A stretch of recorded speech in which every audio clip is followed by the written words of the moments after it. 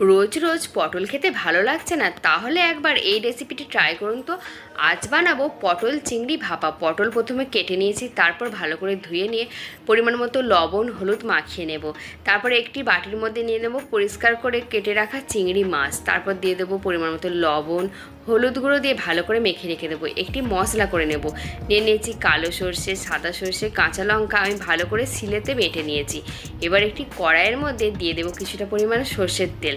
সর্ষের তেল গরম হয়ে গেলে পটলগুলো আমি ভালো করে ভেজে নেব। যেই পাত্রে পটল চিংড়ি ভাপাতে দেবো সেই পাত্রে পটল ভাজাগুলো তুলে নেব।